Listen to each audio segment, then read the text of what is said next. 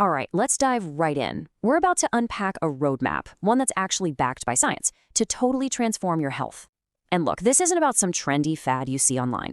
We're talking about 5 simple, super foundational habits that can literally change how you feel, how you think, and how you perform every single day.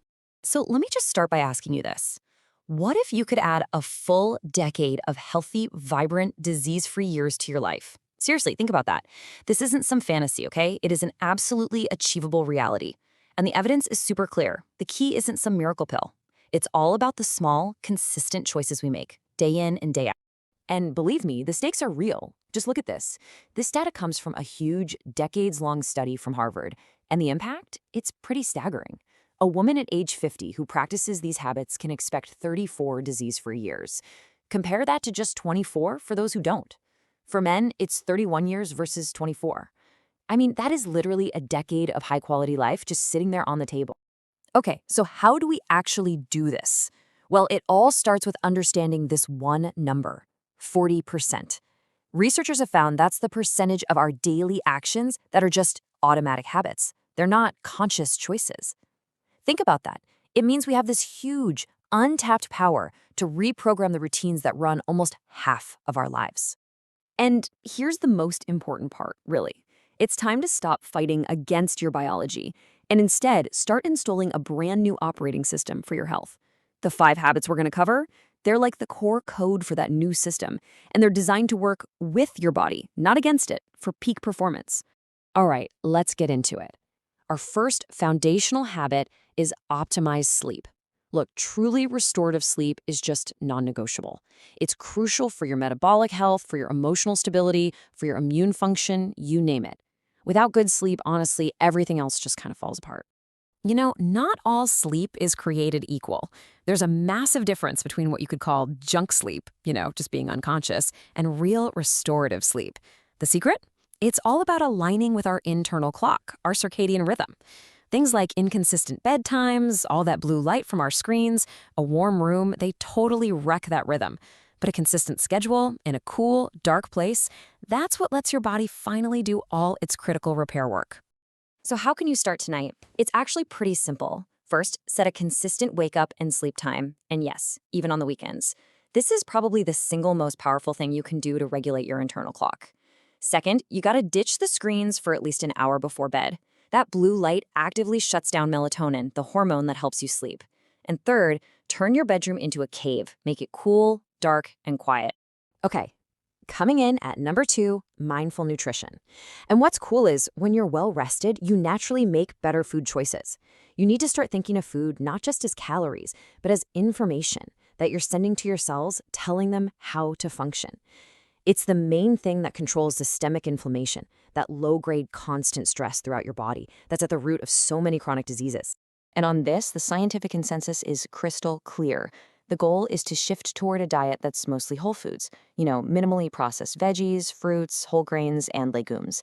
This way of eating is packed with antioxidants and fiber, and that's basically your body's frontline defense against all the cellular damage and inflammation that modern processed foods cause. Now, this doesn't have to be some overwhelming diet overhaul, okay? The key is to focus on adding good stuff, not just restricting bad stuff. You can start with 2 super simple steps. Today, just add 1 more serving of vegetables to one of your meals. That's it. And second, swap out just 1 processed snack for a piece of fruit or a handful of nuts. It's these small wins that build real momentum. So, our third habit is daily movement. And this one is what you call a keystone habit. That means when you lock this one in, it starts a chain reaction of other positive changes. It sharpens your focus, it boosts your mood, and it honestly makes all the other habits way easier to stick with. And you know what the best part is? The bar for getting started is incredibly low. I mean, the clinical threshold for getting massive benefits is just 30 minutes of moderate activity a day. We're not talking about killing yourself at the gym here. A simple brisk walk is one of the most powerful and seriously underestimated health tools we have. It's all about consistency, not crazy intensity. So how do you make this an automatic part of your day? First, treat it like an important meeting. Seriously, schedule a 30-minute walk right into your calendar. Second, try using the 2-minute rule. If an opportunity to move comes up, like taking the stairs instead of the elevator, and it takes less than 2 minutes, just do it right then and there. Don't even think about putting it off. All right, next up, we have habit number 4, deep hydration. And listen, this goes way beyond just drink 8 glasses of water. This is about giving your cells the actual fluid and nutrients they need to create energy and just function the right way. And here's a really fascinating idea, something called gel water. This is the structured water that's found inside plant cells, so think of cucumbers or chia seeds after they've been soaked.